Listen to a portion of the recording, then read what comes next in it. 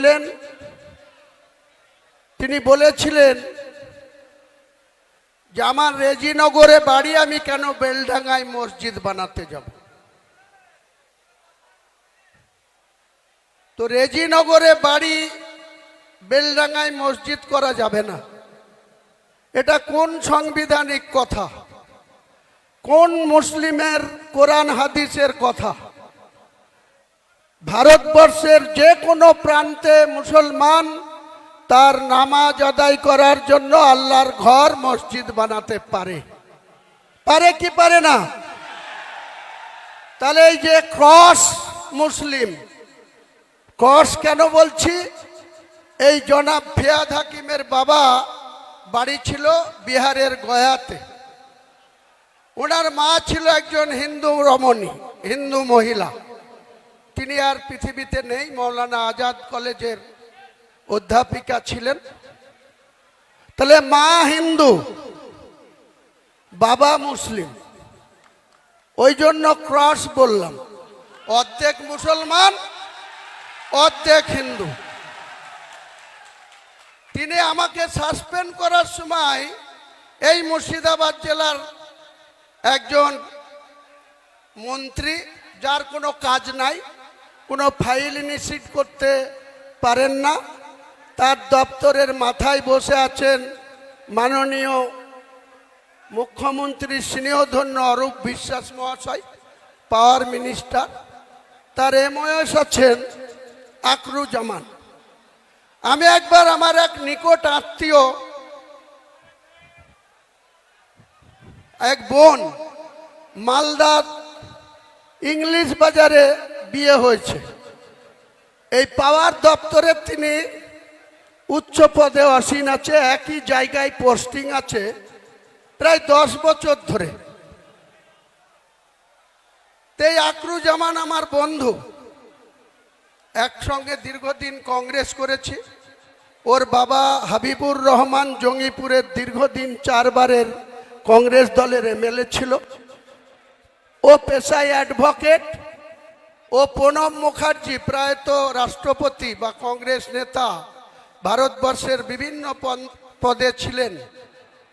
সেই প্রণব বাবুর খুব স্নেহধন্য ছিল। আমরাও একসময় প্রণব বাবুর খুব স্নেহধন্য ছিলাম। আমার বাড়ি থেকে বীরভূমের কিন্নাহারের প্রণব মুখার্জির বাড়ি মিরিটি গ্রাম, ঠিক 32 কিলোমিটার। প্রণববাবু যখনই কিন্নাহারে দুর্গাপুজোতে নিজের বাড়িতে আসতেন, সে রাষ্ট্রপতি থাকাকালীন বলুন, আর ফাইন্যান্স মিনিস্টার থাকাকালীন বলুন, ফরেন মিনিস্টার থাকাকালীন বলুন, ডিফেন্স মিনিস্টার থাকাকালীন বলুন, যোজনা কমিশনের ভাইস চেয়ারম্যান থাকাকালীন বলুন, প্রণববাবু কিন্তু বাড়িতে দুর্গাপুজোতে আসলেই আমাদেরকে খুব স্নেহ করে পুজোতে ইনভাইট করতেন। আমিও ঠিক টাইম বের করে, প্রণববাবু বলেছেন তাই মিরেটির বাড়িতে চলে যেতাম। এত আন্তরিকতা ওনার ছিল। পুজোর ব্যস্ততা, নিজেই পুজোর মন্ত্র পড়ছেন, তার মধ্যে চারিদিকে চোখ রেখে আমাদেরকে বলতেন, হুমায়ুন না খেয়ে যাবি না, গৃহস্থের অকল্যাণ হবে। এই ছিল প্রণব মুখার্জি। আমার 43 বছরের রাজনৈতিক জীবনে আমার বাড়িতে 1996 সালে বাংলার বিখ্যাত মুখ্যমন্ত্রী, যিনার সেই সময় জরুরি অবস্থা পালন করেছিলেন ইন্দিরা গান্ধীর নির্দেশে। 1974 সালে ভারতের প্রধানমন্ত্রী ছিলেন ইন্দিরা গান্ধী, বাংলার মুখ্যমন্ত্রী ছিলেন সিদ্ধার্থ শঙ্কর রায়। তিনিও আমার বাড়িতে এসছেন। 1996 সালে বহরমপুর লোকসভায় কন্টেস্ট করতেছে তিনি এবং তিনার স্ত্রী, তিনি প্রখ্যাত আইনজীবী ছিলেন, ব্যারিস্টার ছিলেন সিদ্ধার্থ শঙ্কর রায়।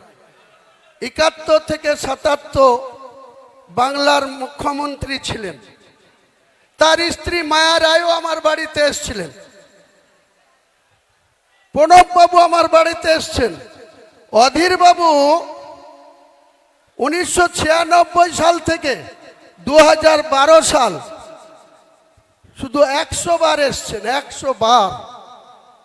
শুধু আসেননি, বাড়িতে লাঞ্চ করেছেন, কখনো ডিনার করেছেন, কখনো আমার সঙ্গে খুব সুন্দর আলোচনা হয়েছে। এই পরিবেশে আমাদের রাজনীতিটা মুর্শিদাবাদে করতাম।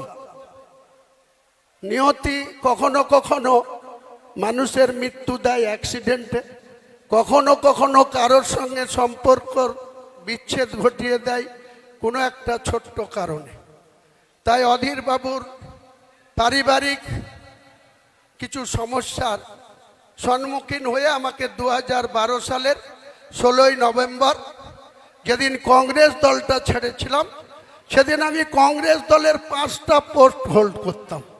মুর্শিদাবাদ জেলায় কিষাণ কংগ্রেসের সভাপতি ছিলাম, মুর্শিদাবাদ জেলায় অধীর বাবুর কমিটিতে জেনারেল সেক্রেটারি ছিলাম, মুর্শিদাবাদ জেলার বেলডাঙ্গা 2 ব্লকের 11টা অঞ্চলের ব্লক সভাপতি ছিলাম, মুর্শিদাবাদ জেলায় অধীর বাবুর এমপি ল্যাডসের চেয়ারম্যান ছিলাম, ডেভেলপমেন্টটা দেখতাম।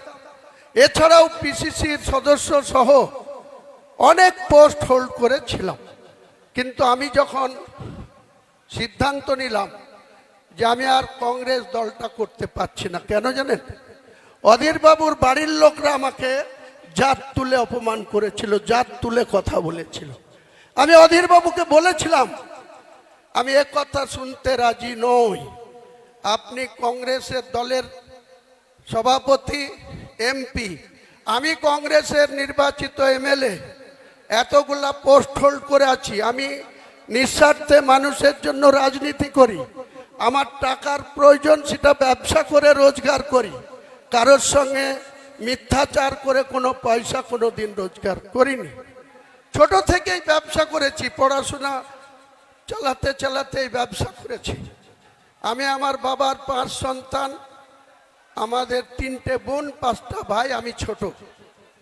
তা আমরা কোনোদিন জীবনে অন্যায় জেনে বুঝে করিনি, কখনো অজান্তে হতে পারে। মহান আল্লাহ তাআলা সেটা দেখেন, তিনি নিশ্চয়ই ক্ষমা করবেন, তিনি শাস্তি দিলে দেবেন। কিন্তু আমরা যে দলটা 2012 সালের 16ই নভেম্বর ত্যাগ করে, তার আগে 12/11/2012 এই সোমবার ছিল, 12/11/2012 এই সোমবার ছিল। আজ যে সোমবার, সেদিন মাননীয় মুখ্যমন্ত্রী, আমি কংগ্রেস দলের 70 রেজিনগরের বিধায়ক ছিলাম। আমার টার্মস নিশ্চয়ই 5 বছরের জন্য আমাকে মানুষ ভোট দিয়েছিল। মুকুল রায়ের মাধ্যমে রাইটার্স বিল্ডিং এ সেদিন মমতা বন্দ্যোপাধ্যায় আমাকে ডেকে পাঠালেন। আমি বিধানসভার ফুড কমিটির চেয়ারম্যান ছিলেন বজবজের এমএলএ অশোক দেব, তার সঙ্গে মিটিং করছিলাম। ঠিক সোমবার 12/11/2012 মুকুল রায় আমাকে তার লালবাতিওয়ালা গাড়িতে বিধানসভা থেকে তুলে নিয়ে আমাকে রাইটার্সে নিয়ে গেলেন। রাইটার্সে মুখ্যমন্ত্রী সবসময় কাজে ব্যস্ত থাকেন, তিনার অনেক ব্যস্ততা। তার মধ্যে দিয়েই আমাকে 35 মিনিট সময় দিলেন এন্টি চেম্বারে। উনি আর ওনার সেক্রেটারি গৌতম সান্যাল, আজও আছে তার পিছনে, গৌতম সান্যাল আর আমি আর উনি,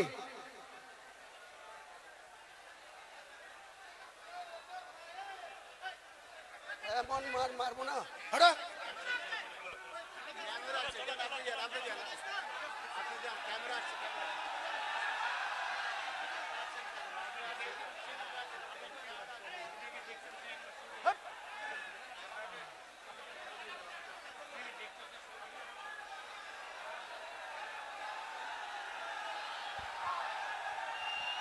তো আমি সেদিন মমতা বন্দ্যোপাধ্যায়ের সঙ্গে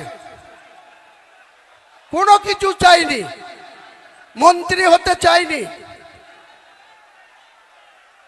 আমি বলেছিলাম আমি কংগ্রেস দলের বিধায়ক, উনি 2011 সালে উনি কংগ্রেসের সঙ্গে জোট করেছিলেন। উনার দলের প্রার্থী জিতেছিল 182, কংগ্রেস 65টা সিটে লড়ে 42 জন। 42 জনের মধ্যে আমি হুমায়ুন কবির 70 রেজিনগরে ছিলাম। আর এই মুর্শিদাবাদে মমতা ব্যানার্জির দলের একটা মাত্র প্রার্থী জিতেছিল 2011, সাগরদিঘি সুব্রত সাহা, তাও আর মাত্র 48,000 ভোট পেয়ে। কেন 48,000 ভোট পেয়ে জিতলেন? তার এগেইনস্টে 3টে মুসলিম প্রার্থী ছিল। একজন নির্দল না, আসামের আজমল সাহেবের পার্টির প্রার্থী ছিল, একটা সিপিএম ছিল, একটা কংগ্রেস ছিল। চুপেন, একটু থামুন, আমি আধ ঘন্টায় বলে শেষ করে দেবো। সবাই একটু থামুন, সবাই থামুন, কথা বললে আমার অসুবিধা হচ্ছে, চুপচাপ থাকুন। তো সেদিনকে মাত্র 48,000 ভোট পেয়ে এই 22টা বিধানসভার মধ্যে সাগরদিঘি বিধানসভাটা তৃণমূল পেয়েছিল। তাহলে তৃণমূল নামক দলের কি শক্তি ছিল মুর্শিদাবাদ জেলায়, আপনারা একটু ঠান্ডা মাথায় চিন্তা করুন। বাংলার মুখ্যমন্ত্রী হয়েছেন, কিন্তু এই মুর্শিদাবাদে আজকে যিনি বেলডাঙ্গার এমএলএ, আজকে যিনি রেজিনগরের এমএলএ, 2011-তে এদের কোনো এমএলএর কন্টেস্টিং তালিকায় না কংগ্রেসে না তৃণমূলে কোনো পার্টির সঙ্গে কোনো এরা তালিকাভুক্ত ছিল না। বেলডাঙ্গায় কে ছিল? শফিউজ্জামান। রেজিনগরে কে ছিল? হুমায়ুন কবির। রানীনগরে কে ছিল? ফিরোজা বেগম। মুর্শিদাবাদে কে ছিল? শাউনি সিংহ রায়। রঘুনাথগঞ্জে কে ছিল? আকরুজ্জামান। ফারাক্কায় কে ছিল? প্রায়ত মইনুল হক। এইরকম করে আমরা 22টা সিটে লড়ে 14টা জিতেছিলাম। আর যে লেমফোর্ড, যে মার্ক্সবাদী কমিউনিস্ট পার্টির নেতৃত্বে 13 জোটের প্রার্থী 34 বছর সরকার চালিয়েছিল, তাদের মাত্র 7টা সিট জিতেছিল। একটা মাত্র তৃণমূলের জোড়া ফুলে মাত্র 48,000 ভোট পেয়ে তিনি নির্বাচিত হয়েছিলেন, তিনাকেই মন্ত্রী করে দিলেন। 2016-তে কি হলো? যে হুমায়ুন কবির 2012-তে বিনা শর্তে কোনো কন্ডিশন ছাড়াই নিজের বিধায়ক পদটা তুচ্ছ করে দিয়ে মমতা বন্দ্যোপাধ্যায়ের উপরে আস্থা ভরসা রেখে মুকুল রায় আমাকে ওনার চেম্বারে ঢুকিয়ে দিয়ে বাইরে চলে আসলেন। সাক্ষী শুধু তার গৌতম সান্যাল আর তিনি নিজে। আমি আজকে আবার একবার মমতা ব্যানার্জিকে চ্যালেঞ্জ করছি, আপনার যদি সত্যি কথা বলার মানুষের কাছে সৎ সাহস থাকে, তাহলে আপনার প্রিয় চ্যানেল 18 একদিন আপনি বসুন, বিশ্ববাবু মজুমদার বসবে আর আপনি বসবেন আর আমি বসবো আমি। আপনি বাংলার মানুষকে কতটা মিথ্যাচার করেন সেদিন প্রকাশ পাবে। বাংলার মানুষ দেখবে, ভারতবর্ষের মানুষ দেখবে যে আপনি মানুষকে ইউজ অ্যান্ড থ্রো, কাজের সময় কাজী আর কাজ ফুরালে পাঁচি। কতদিন আপনার এই শক্তি থাকে? মমতা বন্দ্যোপাধ্যায়কে আমি চ্যালেঞ্জ করছি, আপনার সৎ সাহস থাকলে, সততা থাকলে আপনি বিশ্ববাবুকে ডেট দেন, আপনার সময় মতো বের করুন। আমাকে ডাকলেই বিশ্ববাবু মেসেজ দিলেই আমি কলকাতায় চলে যাব, স্টুডিওতে বসবো।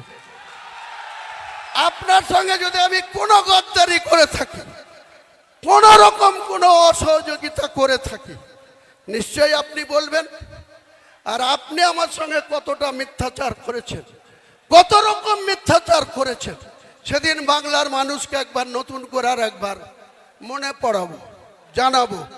সিদ্ধান্ত নেওয়ার মালিক বাংলার জনগণ, সিদ্ধান্ত বাংলার মানুষ নেবে। আপনি আমাকে বলছেন গদ্দার। আপনি রাতের অন্ধকারে মালদা থেকে এসে আপনি আমাকে সাসপেন্ড করার কার সাথে কথা বললেন? লালগুলার বিধায়ক মোহাম্মদ আলী, ওই রঘুনাথগঞ্জের বিধায়ক মন্ত্রী আকরুজ্জামান, মুর্শিদাবাদের এমপি আবু তাহের খান, বহরমপুর পৌরসভার পৌরপিতা নাড়ুগোপাল মুখার্জি, কাঁদির বিধায়ক সাংগঠনিক সভাপতি অপূর্ব সরকার, তাদের সঙ্গে বসে আলোচনা করে বললেন যে হুমায়ুন কবিরকে যদি দল থেকে সাসপেন্ড করি বা বের করে দিই মুর্শিদাবাদের ক্ষতি হবে। তারা নির্দ্বিধায় বলে দিল কোনো ক্ষতি হবে না। আমি মমতা ব্যানার্জি আপনাকে মুর্শিদাবাদে 2011-তে একটা পেয়েছিলেন, আর 2004-এ আমাকে প্রার্থী না দিয়ে শুভেন্দুর কথায় 22টা প্রার্থী দিয়ে 4টে জিতেছিলেন। আর হুমায়ুন কবির আবার আপনার হাতে পায়ে ধরে এই তৃণমূলে এসে 20টা পায়ে দিয়েছিলাম। আজকে চ্যালেঞ্জ আমার, কোন শক্তি থাকলে মুর্শিদাবাদে আপনি খাতা খুলে দেখাবেন। মুর্শিদাবাদে 22টা সিটে আপনি খাতা খুলবেন। 2 বিজেপি আছে, বিজেপি হয়তো 2-1টা সিট বাড়িয়ে নিতে পারে। তাদের যা কৌশল, তাদের যা অর্থবল, তাদের যা কৌশল অবলম্বন করে চলছে। কিন্তু আমি চ্যালেঞ্জ করছি, আমি বেঁচে থাকলে মমতা বন্দ্যোপাধ্যায় জুড়া ফুলের জিরো করব, জিরো করব, জিরো করব। আর ওই করিমপুরে লাত খাওয়া নেতা জয়প্রকাশ মজুমদার, ও আমার কাছে রাজনীতিতে নকরযোগ্য না। একটা লুঙ্গি পড়া লোকের লাত খেয়ে সে তৃণমূলের নেতাদের হাতে পায়ে ধরে সহকারী সভাপতি হয়ে বড় বড় লেকচার মারছে। আবার আরেকজন আছে, তার কথা তো বলতেই আমার ঘৃণা লাগে, কুণাল ঘোষ না ছিনাল ঘোষ। এই কুণাল ঘোষ আবার বলছে ক্ষমতা থাকলে ব্রিগেডে করে দেখাক। হ্যাঁ কুণাল ঘোষ, হ্যাঁ মমতা ব্যানার্জি, তোমাদেরকে আগামী জানুয়ারি মাসে আমি ব্রিগেড ময়দানে সভা করে দেখাবো। তোমাদের রাজনৈতিক মৃত্যু ঘণ্টা সেদিন বাজিয়ে দিব কলকাতার ব্রিগেড। পারলে তোমরা ঠেকিয়ে নিও, পারলে হুমায়ুন কবিরকে রুখে দিবা। আমি তারিখ ঘোষণা করছি না, 31শে জানুয়ারির আগেই হবে। জানুয়ারি মাস পার হতে দেব না, কারণ আপনারা জানেন ব্রিগেড মাঠটা সেন্ট্রাল গভর্নমেন্টের আন্ডারে, তাদের এনওসি নিতে হবে। এনওসি তো অনেক কিছু আটকাবার চেষ্টা করবে, সে আমি নিশ্চয়ই চেষ্টা চরিত্র করে যদি আমি এনওসি পাই ব্রিগেডেই। আপনি এক সময় মমতা ব্যানার্জিকে কি বলেছিলেন? চোরের রানী বলেছিলেন। সারদাতে যখন আপনি 3.5 বছর জেল খেটেছিলেন, তখন মমতা বন্দ্যোপাধ্যায়ের গ্রেপ্তার চেয়েছিলেন। কে চেয়েছিল? হুমায়ুন কবির চেয়েছিল না কোনো মুসলিম চেয়েছিল? আপনি কুণাল ঘোষ চেয়েছিলেন, মমতাকে চোরের রানী বলেছিলেন। আমি বলিনি, হুমায়ুন কবির বলেনি, বাংলার কোনো মুসলমান সম্প্রদায় মমতা বন্দ্যোপাধ্যায়কে চোর বলেনি, কিন্তু আপনারা বলেছিলেন। আর মমতা বন্দ্যোপাধ্যায় এত গুণবলিতে ভরা, যে যত বেশি গাল দেবে তার অত বেশি প্রমোশন হবে মমতা ব্যানার্জির কাছে। যে যত বেশি ওকে গাল দেবে, মমতা ব্যানার্জি, বুদ্ধবাবু আজকার পৃথিবীতে নেই। বুদ্ধবাবু আপনার মতো 11 বছর মুখ্যমন্ত্রী ছিল, আর জ্যোতিবাবুর মন্ত্রিসভায় দীর্ঘদিন পুলিশ মন্ত্রী, অন্যান্য সাংস্কৃতিক দপ্তরের মন্ত্রী ছিল। তার কি অবস্থা? তার একটা মাত্র মেয়ে, তার স্ত্রীর নাম মীরা ভট্টাচার্য। তিনারা কোন জায়গায় থাকতেন? বালিগঞ্জ একটা সরকারি ছোট্ট ফ্ল্যাটে, যেখানে কংগ্রেস নেতা প্রদীপ ভট্টাচার্যও থাকে, বুদ্ধবাবুও থাকতেন। আজকে আপনি বলেন সততার প্রতীক। 30B হরিশ চ্যাটার্জি স্ট্রিটে আপনার কতটা, আপনার বাবার নামে কতটা সম্পত্তি ছিল আপনি দেখাতে পারবেন? বাংলার মানুষের ভোট নিয়ে মুখ্যমন্ত্রীর চেয়ারে বসে আপনার পরিবারের প্রত্যেকটা সদস্য ফুলে ফিপে একদম আকাশ ছোঁয়া জায়গায় পৌঁছে গেছে। আর আপনি বাংলার মানুষের জন্য যেদিন 13 মে 2011 বুদ্ধবাবুদের পরাজয় ঘটেছিল, 7 দিন পরে 20 মে আপনি বাংলার মুখ্যমন্ত্রী হয়েছিলেন। সেদিন বাংলার মানুষের মাথা পিছু আয়ের কত ছিল, টোটাল আয় কত, ঋণ কত ছিল? 1,96,000 কোটি। আপনি খেলা মেলা পুজো বিভিন্ন উৎসব আর আপনার মনের মতো করে রং তামাশা করে আজকে আপনি 7.5 লক্ষ কোটি টাকা ঋণের বোঝা বাংলার মানুষের উপরে চাপিয়েছেন। আপনাকে এর জবাব 2026-এ বাংলার মানুষ নেবে। একইভাবে আমি বিজেপিকে সতর্ক করছি, আপনি যখন বলছেন যে কটা মুসলিম এমএলএ জিতে আসবে 26-এ তাদের চ্যাংদুলা করে আপনি নাকি রাস্তায় ফেলবেন। আমিও লিডার অফ দ্য অপোজিশনকে চ্যালেঞ্জ করছি, আমরা জিতে যাব এবং অধিকাংশই আমার দলের যদি 200টা সিটে লড়ি 100টা সিট গ্যারেন্টি জিতে যাব। সেখানে হয়তো 70 মুসলিম থাকবে, 30টাও হিন্দু থাকবে। আপনার বাবা শিশির বাবুর ক্ষমতা থাকলে আমার গায়ে হাত দিয়ে দেখব আপনি কত বড় পালোয়ান। বাংলার মেদিনীপুরের ছেলে, আমিও মুর্শিদাবাদের ছেলে। আমাকে 1 আঙুল দেখালে আপনাকে 2 আঙুল দেখাবো। রাজনৈতিকভাবে চ্যালেঞ্জ আপনি অ্যাকসেপ্ট করুন। অনেক শুনেছি আপনি সাংবিধানিক চেয়ারে ওত নিয়ে লিডার অফ দ্য অপোজিশন হয়ে আপনি বলবেন আমি হিন্দুদের জনপ্রতিনিধি। এটা সংবিধানে বলা যায়? আমি হুমায়ুন কবির, ভোট যারাই দিক, আমি ভোট পেয়ে নির্বাচিত সার্টিফিকেট পেয়েছি। মুর্শিদাবাদ সহ বাংলার 11.5 কোটি মানুষের 294 জন এমএলএ, তারা 11.5 কোটি মানুষের জনপ্রতিনিধি। আমি হয়তো বেশি আমার 69 ভরতপুরকে প্রায়োরিটি দিই, কিন্তু আমাদের কর্তব্য বাংলার আপামর সব ধরনের মানুষের জনপ্রতিনিধি হচ্ছে 294 জন, আর 42 জন হচ্ছে সাংসদ, আর রাজ্যসভার সাংসদও আছে এই রাজ্যে থেকে 13 না 14টা।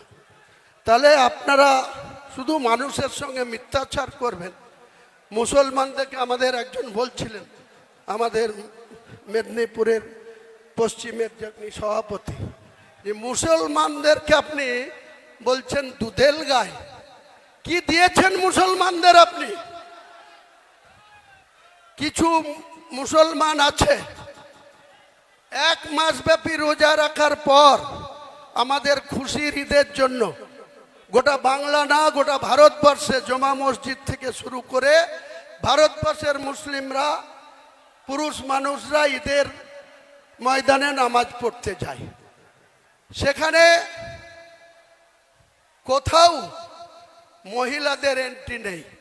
10 বছরের নিচে বাচ্চারা যায় খুশির ঈদে, কিন্তু প্রাপ্তবয়স্ক কোনো মহিলা ঈদের ময়দানে যাওয়া নিষেধ আছে।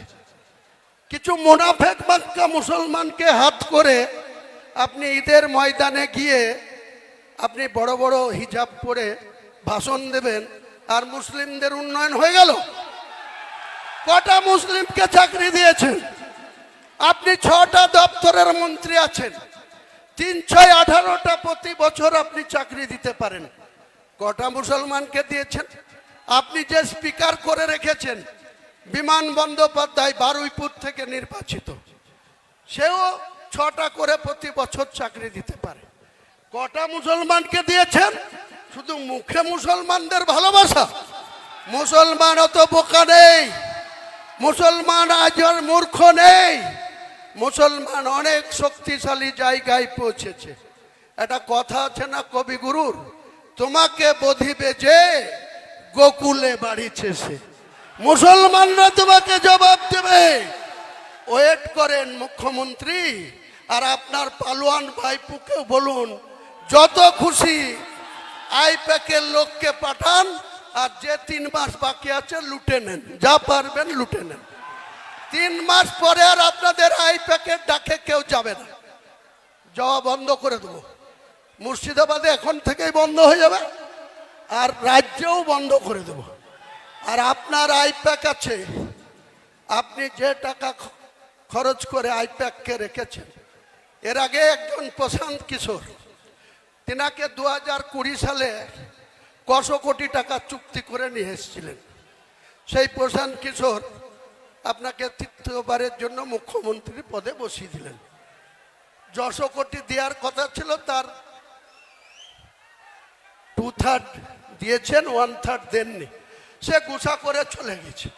তারই একটা সংস্থাকে আবার আইপ্যাক বানিয়ে 20 বছর, 28 বছর, 26 বছর, 30 বছরের নন বেঙ্গলি ছেলেদের এনে আপনি এখানে টাকা লুটছেন, আর মুখে বলছেন বাঙালি।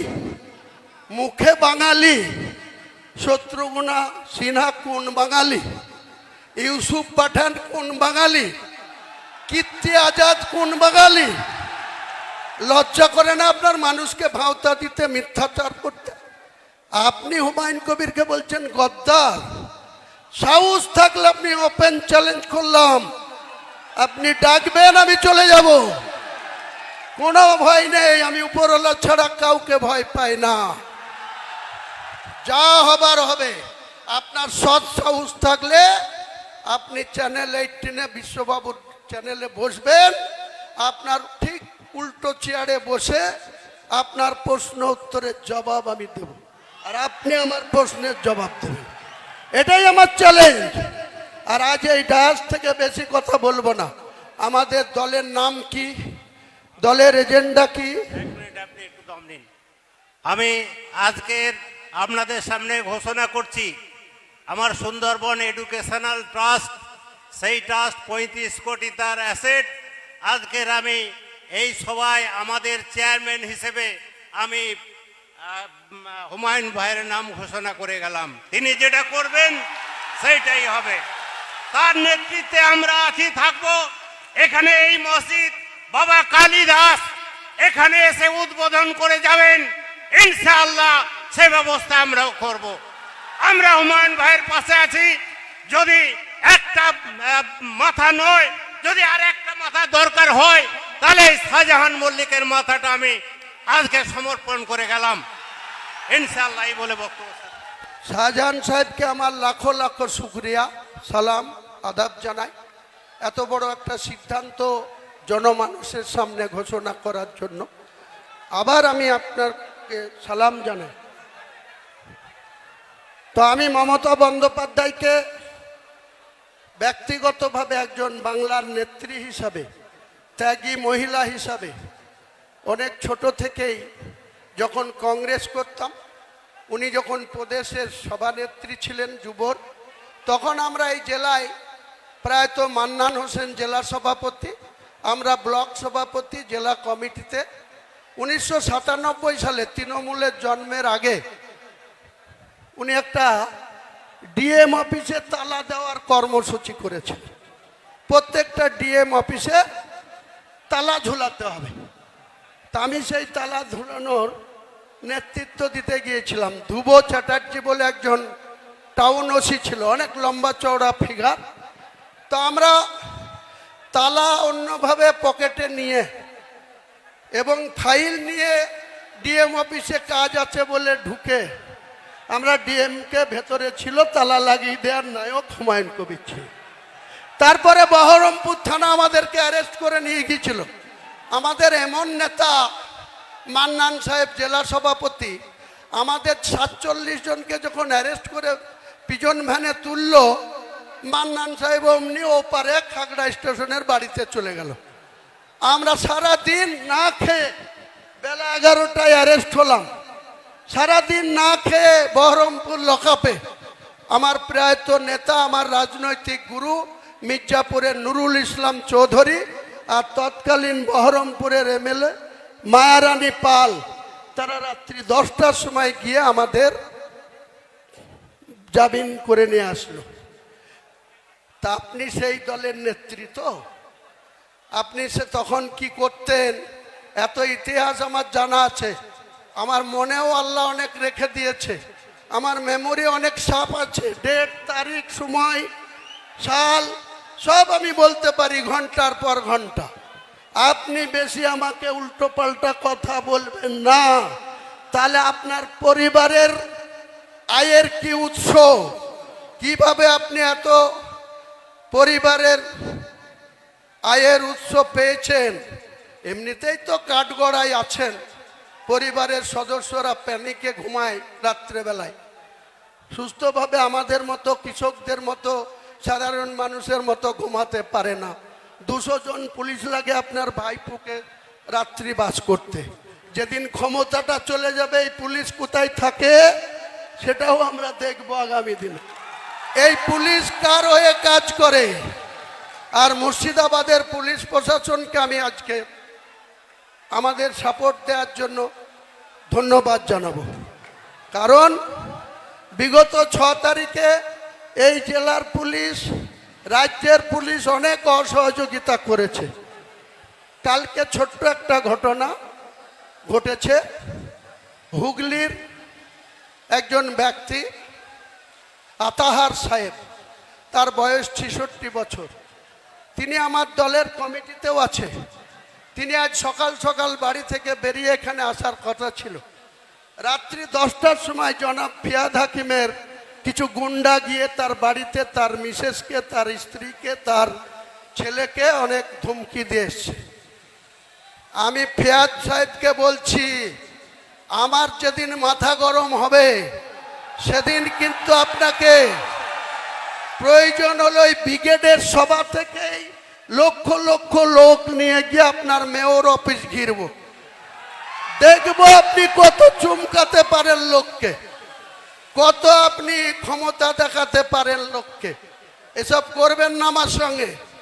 আমি এমনি খুব ভালো, আমি এমনি সাদা মাটা, এমনি মাছের ঝোল ভাত আর কুস্তুর বড়া খেয়ে আর আলু সিদ্ধ খেয়ে থাকি। তার মানে এই নয় আমার শক্তি মাপতে যাবেন না, জনগণই আমার শক্তি। মুর্শিদাবাদের প্রশাসনকেও আমি বলছি, কয়েক জায়গায় গত কয়েকদিনে রানীনগরে, ইসলামপুরে, আরও কিছু জায়গায় মৃদ হুমকি এসছে যে হুমায়ুন কবিরের মিটিংয়ে যাওয়া যাবে না। তো এসব করেন না, চাকরি করছেন চাকরি করেন, ল অ্যান্ড অর্ডার দেখার কাজ করেন, কারণ পাশা ঘুরে যাবে। আপনারা যে নেতার কথাই চলছেন, আপনারা একবার মনে করুন তো, বুদ্ধবাবু 235 নিয়ে 2006 থেকে 2011 ছিল। 2011 এসে 9 এসে একজন মাত্র এমপি ছিল মমতা ব্যানার্জি, একা 2004 থেকে 9। কংগ্রেসের 6 ছিল, লেফট ফ্রন্টের 35 ছিল। পাশা ঘুরে গেল, কেমন মানুষ ঘুরিয়ে দিল। 2009-এর পরেই 2011 মুখ থুবড়িয়ে বলল 34-এর বামফ্রন্ট সরকার। তাদের স্ট্যান্ড কত ছিল? 235। আপনার কত আছে? এধার ওধার ভাঙিয়ে এনে 220। এই 220-কে তুড়ি মেরে উড়াবো, 220-কে তুড়ি মেরে উড়াবো। বাংলার রাজনীতিতে আমাকে বলা হচ্ছে ভোট কাটুয়া। আরে 2,82,000 মুসলমান ভোট আছে, 2,82,000-এর মধ্যে ধরে নেন 2,30,000 মানুষ ভোট দিতে যাবে। 30,000 পাতাখোর আছে, 30,000 পাতাখোর আছে, তাদেরও ভাত দেন। 2 লক্ষ ভোট, 1,60,000 যেদিন হুমায়ুন কবিরের দলের পক্ষে পড়বে, আপনার সরকার চিৎপটাং হয়ে ওই ভাগীরথীতে পড়বে। আপনি দেখে নেবেন, হুমায়ুন কবির অঙ্ক কষে চলে, একদম অঙ্ক কষে মেপে জুপে হুমায়ুন কবির রাজনীতিটা করে। অনেক হয়েছে, অনেক বাহাদুরি দেখেছি আপনাদের। আমি এই সরকারের অনেক আধিকারিক, আমি এখনই ফাঁস করতাম, করছি না, কয়েকদিন দেখব, তারপরে এই তৃণমূলের কিছু বালি চোর, পাথর চোর,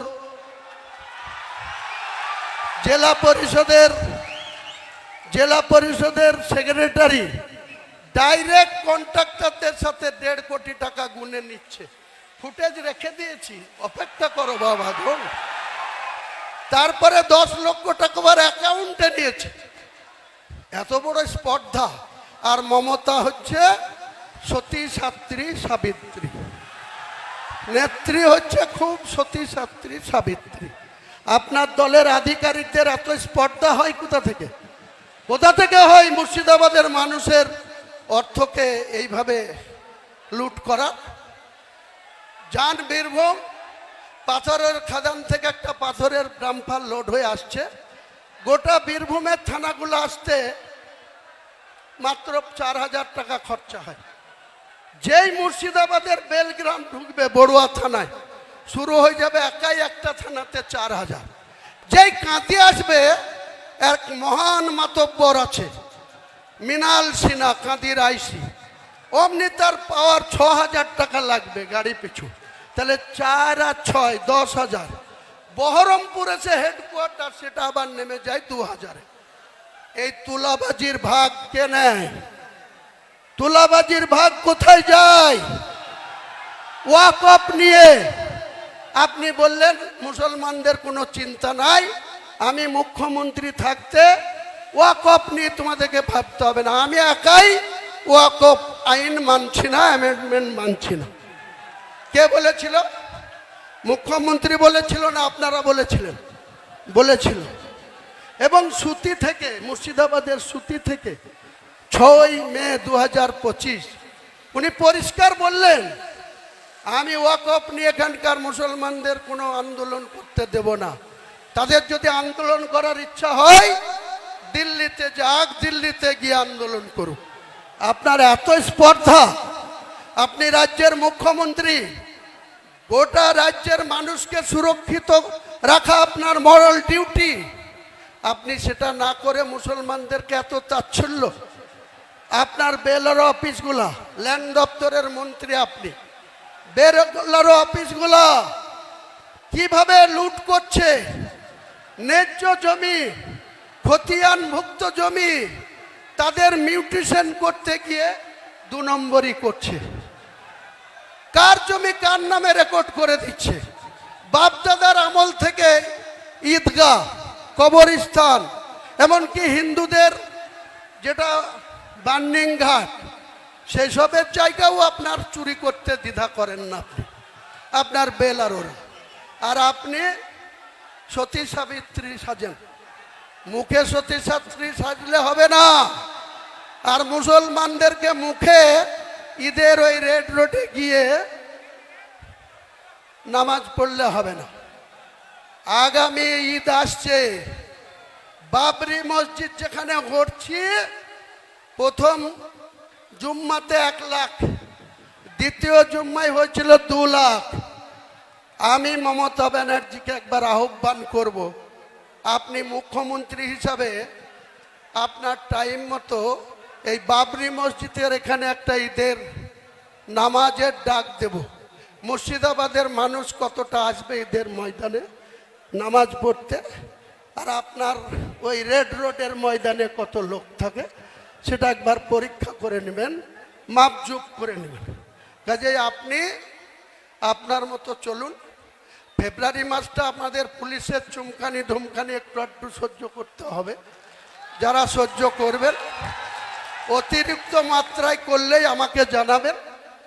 আমি যদি আমার নজরে আসে, পুলিশ যদি হুমায়ুন কবিরের পার্টিতে যোগদান করার জন্য, এই মিটিংয়ে আসার জন্য মুর্শিদাবাদ সহ বাংলার কোনো থানা যদি মিথ্যা মামলা দেয়, যদি আননেসেসারি হয়রানি করে, জেলায় হলে তো 48 ঘন্টার মধ্যে থানা ঘিরব, আর রাজ্যের যে কোনো জায়গায় হলে 72 ঘন্টার মধ্যে সেই থানায় মমতা বন্দ্যোপাধ্যায়ের পুলিশের বিরুদ্ধে ডেপুটেশন হবে।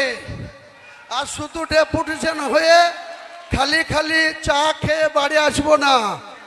যে মিথ্যা মামলা দিচ্ছেন সেই মিথ্যা মামলাকে উইথড্র করাবো, তা নাহলে এক একটা থানার ইট খুলে নেব, এক একটা থানার ইট খুলে নেব। পাল্লা আটকে নেবেন, কত পুলিশ আছে, কত গুলি চালাতে পারেন, কত আপনার স্ট্রেংথ আছে? হুমায়ুন কবিরের সঙ্গে লক্ষ লক্ষ জনতা আছে। আজ থেকে শুরু হলো আমার চ্যালেঞ্জ। আমি এই মমতা বন্দ্যোপাধ্যায়ের মিথ্যাচার, তুলাবাজ, জুয়ুচোর, জেল খাটা মন্ত্রীদের লজ্জা নাই। আমাদের মহাসচিব ছিলেন পার্থবাবু, 3 বছর জেলের ঘানি টেনে এসেও 50 কোটি টাকা যার কাছে অবৈধ টাকা পেয়েছে তার প্রতি তার প্রেমের শেষ নেই। বলছে আমি এখনো অপাকে ছাড়তে পারবো না। যেদিন দুনিয়া থেকে পটল তুলবা সেদিন অপার দায়িত্ব কে নেবে? এখন নয় আছো, উপরওয়ালা যেদিন টিকিট কাটিয়ে দেবে সেদিন অপার দায়িত্ব কে নেবে? পার্থবাবু, কাজেই আমাকে বেশি ঘাঁটাবেন না। আমি প্রত্যেকটা মানুষকে আজকের মিটিংয়ে আসার জন্য অভিনন্দন জানাচ্ছি, সালাম জানাচ্ছি, আদাব জানাচ্ছি, নমস্কার জানাচ্ছি, প্রণাম জানাচ্ছি। জানিয়ে আজকে আমার নতুন শর্ট ফর্ম JUP জনতা উন্নয়ন পার্টি, তার ইলেকশন এজেন্ডা কি হবে আগামী দিনে আমরা নিশ্চয়ই মানুষের দুয়ারে দুয়ারে যাব এবং আমি বাংলার যতটা আসনে লড়ব সমস্ত আসনে এক দিন 2-3টে করে সভা করব। আমার ফার্স্ট, এরপরে সেকেন্ড সভা হবে 4 জানুয়ারি ডোমকল জনকল্যাণ ময়দান। 4 জানুয়ারি ডোমকল জনকল্যাণ ময়দান, 5 জানুয়ারি হরিয়ারপাড়ার কোনো একটা ময়দানে। যাকে পাশে বসিয়ে আপনি আমাকে সাসপেন্ড করেছেন, আগামী দিনে তারা কাউন্টিংয়ের জন্য বুঝতে পারবে আদা কেমন ঝাল। আদার ঝাল যে ভেতরে ভেতরে হয় সেটা কিন্তু হুমায়ুন কবিরের এই ঝাল আপনার দলের যারা মনোনীত প্রার্থী হবেন কাউন্টিংয়ের দিনে তারা সেই ঝালের স্বাদটা ভালোভাবে পাবে। কোনো চিন্তা নাই, আমি ডন কেয়ার, আমার হারানোর কিছু নাই। আমি হুমায়ুন কবির রেজিনগরেও 30,000-এর বেশি ভোটে জিতব আপনার প্রতীকের প্রার্থীকে হারিয়ে, আর বেলডাঙ্গাতেও একই পরিমাণে জিতব। দেখে নেবেন পত্রকাররা, ইলেকট্রনিক্স মিডিয়ার বন্ধুরা, আজকের ঘোষণা রেকর্ডিং রাখবেন। নির্বাচনের কাউন্টিংয়ের দিন মুর্শিদাবাদের কি ঐতিহাসিক রেজাল্ট, মুর্শিদাবাদের মানুষ আমাদের দোয়া করবে, সমর্থন করবে। আপনারা সেদিনকার জন্য একটু অপেক্ষা করুন। সবাইকে আমার ভালোবাসা রইল, সালাম রইল, সুস্থভাবে সবাই বাড়ি যাবেন। বন্দে মাতরম, বন্দে মাতরম, বন্দে মাতরম। হুমায়ুন কবির জিন্দাবাদ, হুমায়ুন কবির জিন্দাবাদ, হুমায়ুন কবির জিন্দাবাদ। বন্দে মাতরম, বন্দে মাতরম। বন্ধুগণ, দীর্ঘদিন ধরে চলছে, আপনারা আইন শৃঙ্খলা মেনে সুষ্ঠুভাবে আপনারা বাড়ি ফিরে যাবেন। আজকের এই ঐতিহাসিক জনসভায় রেজিনগর বিধানসভার অবজারভার ISF এর গোলামের নেতৃত্বে 2000 এবং জয়নগরের উসমানের নেতৃত্বে 500 জন, কালীগঞ্জের প্রায় 2000 TMC এবং কংগ্রেস ছেড়ে লোকনাথপুরের হামিদ মোল্লার নেতৃত্বে 500 জন, হুমায়ুন সাহেবের নেতৃত্বে আজকে জনতা উন্নয়ন পার্টিতে যোগদান করলো। তাদেরকে আমরা আন্তরিক শুভেচ্ছা এবং হার্দিক অভিনন্দন জানাই। আগামী দিনে দলের নির্দেশ মেনে, দলের শৃঙ্খলা মেনে আপনারা কাজ করুন। আজকের এই ঐতিহাসিক জনসভায় আগত সর্বস্তরের মানুষকে হুমায়ুন কবিরের পক্ষ থেকে জানাই শতকোটি সাধুবাদ এবং কৃতজ্ঞতা।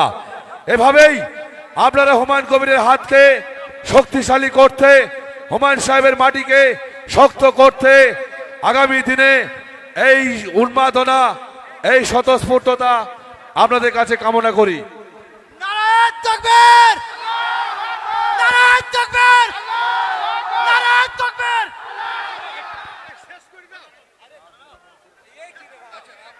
আজকের এই জনসভা এখানেই সমাপ্ত ঘোষণা করা হলো। আপনারা সুশৃঙ্খলভাবে শান্তিপূর্ণভাবে বাড়ি চলে যান।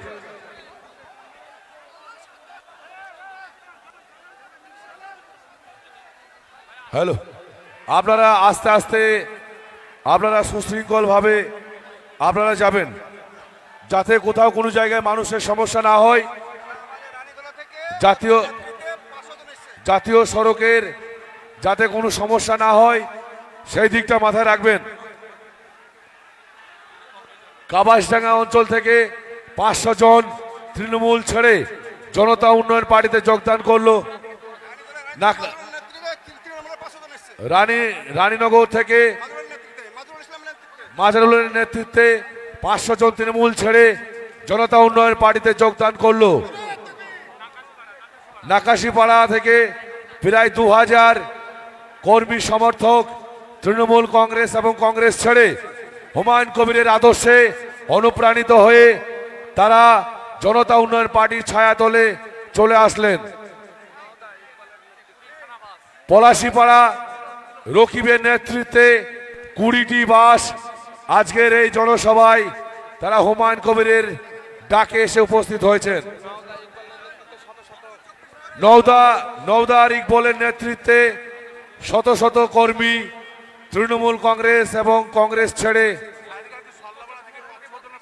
আজকে যোগদান করলো। উত্তর 24 পরগনা থেকে প্রায় 3000 কর্মী তৃণমূল কংগ্রেস এবং কংগ্রেস ছেড়ে হুমায়ুন সাহেবের নেতৃত্বে